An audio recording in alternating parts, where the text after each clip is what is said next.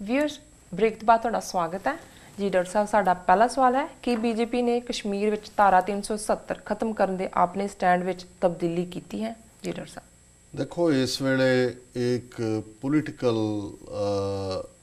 जिन्हों कहते हैं कि भी ड्रामेबाजियां जी ये हो रही ने। नरेंद्र मोदी जम्मू दे विच गया जिहड़ा कि शिव सेना का गढ़ है, ये भी बहुत घट लोगों को पता है भी इधरली शिव सेना तो बाल ठाकरे जां उन्हें मराठियां दे इंटरस्ट लई बनाई। सब तो पहला करण सिंह युवराज जिन्हों कहते हैं करण सिंह जी, और ये उस गद्दार गुलाब सिंह की औलाद है जिहड़े गुलाब सिंह ने सिख राज दे नाल गद्दारी करके पंजाब नूं अंग्रेज़ां दे पेटे पाण च अहम रोल अदा किया और सिख राज का सारा खजाना ये लुट के जम्मू लै गए।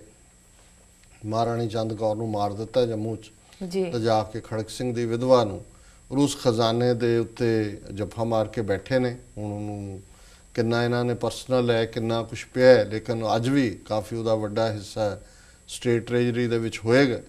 सो यही उन्हां दी अगों कंटिन्यूटी। इसे करण सिंह ने ही जम्मू दे विच इस शिव सेना नूं बनाया सी और सिखां दे उत्ते हमले भी पहलां ईवन 80विਆਂ दे विच गुरु नानक साहब दे प्रकाश पुरब दे मौके दे उत्ते जम्मू दे विच सिख जलूस ते हमला करके 4-5 सिखां नूं शहीद किया गया सी। जी सो असीं समझदे हां भी हुण भी जदों भी कश्मीर दे विच कश्मीरी साडे वीर भैणां कोई आज़ादी का संकल्प दे लई अगे तुरदे ने तो ये इत्थे शरारत कर दिंदे ने, इत्थे कोई फिरकू फसाद कर दिंदे ने, कोई होर कर दिंदे ने। जी सो यही कारण है भी ये सारे इत्थे बैठे जिहड़े करण सिंह और ये सारा इत्थों दी क्लास है ये हिंदूत्वी एलीमेंट है। नरेंद्र मोदी की जिहड़ी रैली उन्होंने उत्थे पहली अपनी किस्म की जम्मू कश्मीर जम्मू च ही रखी जी तो उत्थे उन्हें इस किस्म दीयां गोल मोल गल्लां कीतियां जिहदे च उन्हें ये कहा कि जी ये जिहड़ा धारा 370 है हुण क्योंकि जिहड़ा बीजेपी का चोण मनोरथ पत्तर है पिछले समय उहदे च मुसलमानां दे खिलाफ दो जिहड़ियां उन्हां दीयां गल्लां बड़ियां सिद्धियां रहीआं ने। एक कि जे साडी सरकार बनी तो असीं जिहड़ा मुस्लिम परसनल लॉ है हिंदुस्तान के संविधान च मुसलमानां नूं एक अलग धर्म के तौर पर रैकगनाइज कि इनू असी खत्म कर देंगे। जी और दूसरा इन्हों का ऐलाननामा रहा कि धारा 370 जिहड़ा कि नैगोशिएट की नेहरू ने जदों कि जम्मू कश्मीर भारत का हिस्सा बने और उन्हों का यह कहना है बीजेपी का कि असी इस धारा 370 नूं खत्म कर देंगे। जी और ये धारा 370 ही है जिहदे थल्ले जम्मू कश्मीर दे विच कोई जाके ज़मीन नहीं खरीद सकता है क्योंकि उन्होंने भी सी कि ये ना होए कल नूं यूपी बिहार के भईए लिया के मुसलमानों नूं ये डर सी वादियां नूं भी साडी आबादी घटा देण जो अज पंजाब दे विच यूपी बिहार के भईए लिया के कर रहे हैं। सो उन्होंने अपना इंटरस्ट सेफगार्ड किया है।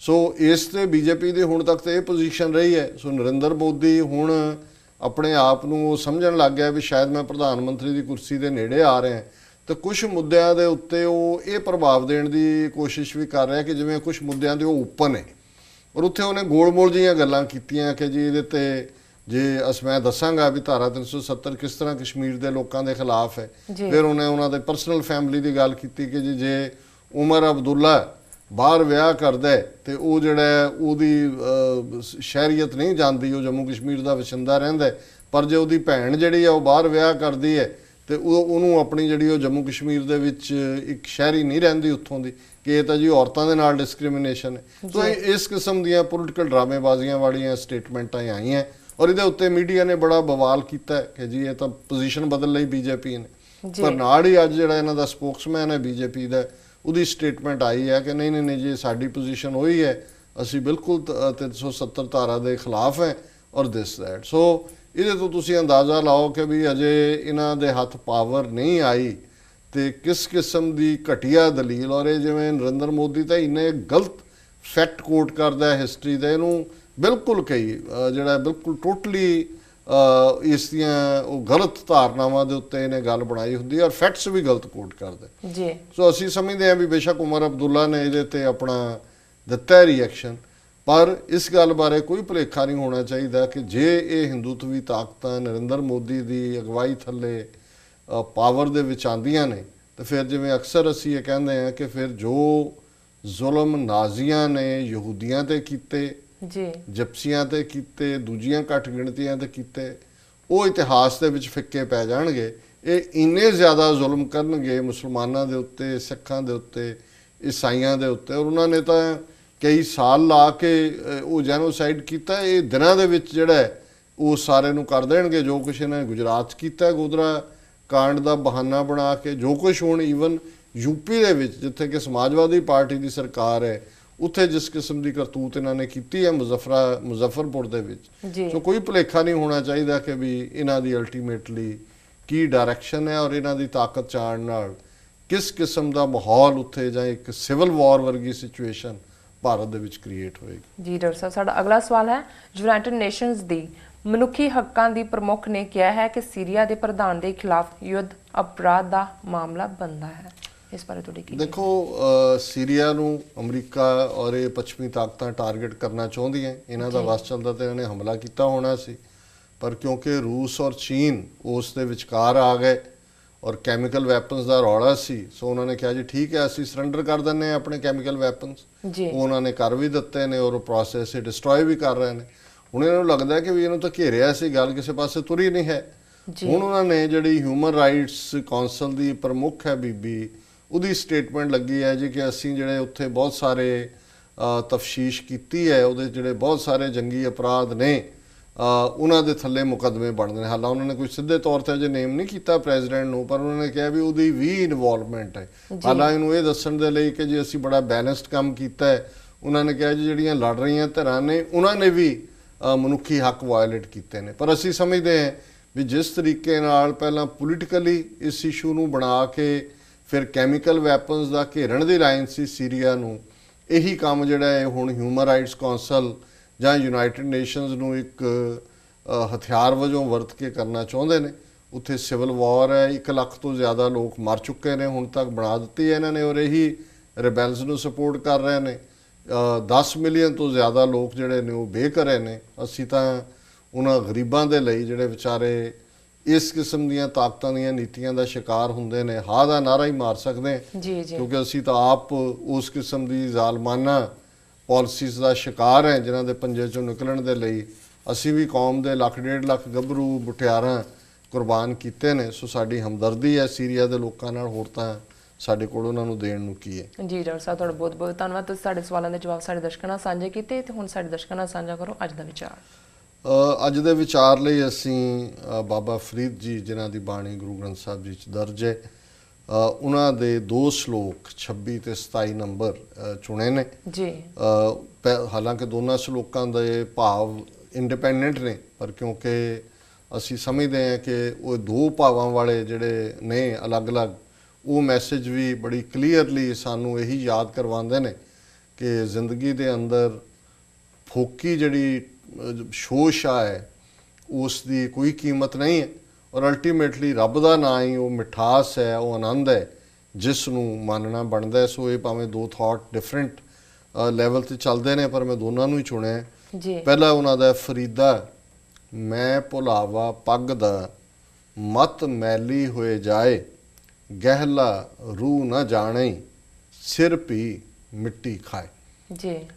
ਕਿ ਵੀ ਮੈਨੂੰ ਆਪਣੀ ਪੱਗ ਦਾ ਬੜਾ ਸ਼ਹੂਰ ਔਰ ਬੜਾ ਮਾਣ ਰਿਹਾ, ਔਰ ਮੈਂ ਹਮੇਸ਼ਾ ਬੜਾ ਕੌਸ਼ੀਅਸ, ਬੜਾ ਚਤਨ ਹੁੰਦਾ ਹੈ ਕਿ ਮੈਂ ਸਾਫ਼ ਸੁਥਰੀ ਪੱਗ ਬੰਨ੍ਹ ਕੇ ਮੇਰਾ ਤੁਰਲਾ ਉੱਤੇ ਨੂੰ ਹੋਏ ਔਰ ਲੋਕ ਜਿਹੜੇ ਨੇ ਮੈਨੂੰ ਮੈਂ ਸਰਦਾਰ ਹੈ, ਮੇਰੇ ਅੱਗੇ ਸਲੂਟ ਮਾਰਨ, ਮੇਰੇ ਅੱਗੇ ਸਿਰ ਝੁਕਾਉਣ, ਮੈਨੂੰ ਸਿਜਦੇ ਕਰਨ, ਜਿਵੇਂ ਚੌਧਰੀਆਂ ਦਾ, ਜਾਂ ਇਹ ਵੀ ਕਿਹਦੀ ਤੁਰੇ ਵਾਲੀ ਪੱਗ ਹੈ, ਕਿਹਦੀ ਪੱਗ ਦਾ ਕੀ, ਇਹ ਵੀ ਇੱਕ ਸਮਾਜਿਕ ਰੁਤਬੇ ਦੇ ਉੱਤੇ ਡਿਪੈਂਡ ਕਰਦਾ ਸੀ। ਸੋ ਬਾਬਾ ਫਰੀਦ ਉਸ ਕਿਸਮ ਦੇ ਚੌਧਰੀਆਂ ਦਾ ਜ਼ਿਕਰ ਕਰਦੇ ਨੇ ਕਿ ਭਾਈ ਇਹ ਫੋਕੇ ਮਾਣ ਦੇ ਵਿੱਚ, ਫੋਕੇ ਗਰੂਰ ਦੇ ਵਿੱਚ ਨੇ, ਫਰੀਦਾ ਮੈਂ ਭੁਲਾਵਾ ਪੱਗ ਦਾ ਮਤ ਮੈਲੀ ਹੋਏ ਜਾਏ ਜੀ।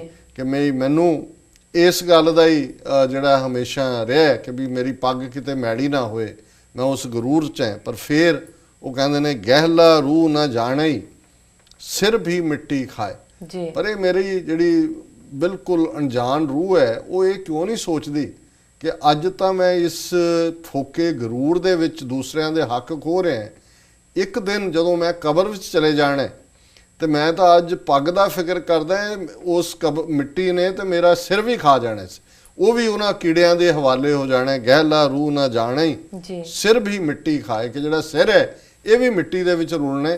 ਤੇ ਕਿਸ ਚੀਜ਼ ਦਾ ਮੈਂ ਪ੍ਰਾਈਡ ਲਵਾਂ ਜਾਂ ਕਿਸ ਚੀਜ਼ ਦਾ ਹੰਕਾਰ ਕਰਾਂ।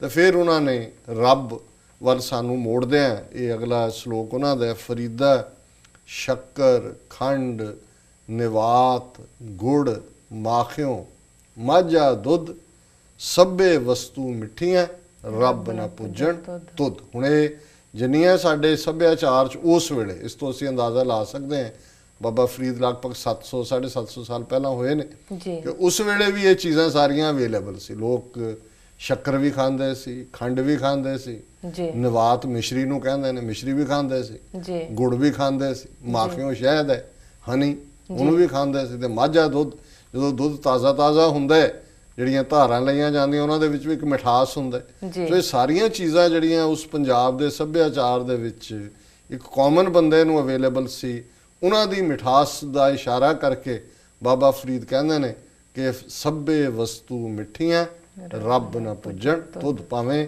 ਇਹ ਸਾਰੀਆਂ ਹੀ ਮਿੱਠੀਆਂ ਚੀਜ਼ਾਂ ਨੇ, ਇਹਨਾਂ ਦਾ ਜੀਭ ਆਨੰਦ ਮਾਣਦੀ ਹੈ, ਪਰ ਰੱਬ ਦਾ ਨਾਂ ਇੰਨਾ ਮਿੱਠਾ ਹੈ ਕਿ ਉਸ ਰੱਬ ਦੇ ਨਾਂ ਦੀ ਮਿਠਾਸ ਜਿਹੜੀ ਉਹ ਮਿਠਾਸ ਆਨੰਦ ਦਿੰਦੀ ਹੈ, ਉਹਦੇ ਸਾਹਮਣੇ ਸ਼ੱਕਰ ਖੰਡ ਮਿਸ਼ਰੀ ਗੁੜ ਮਾਖਿਓ ਹਨੀ ਤੇ ਮਾਝਾ ਦੁੱਧ ਇਹ ਬਿਲਕੁਲ ਫਿੱਕੇ ਲੱਗਣ ਲੱਗ ਜਾਂਦੇ ਨੇ।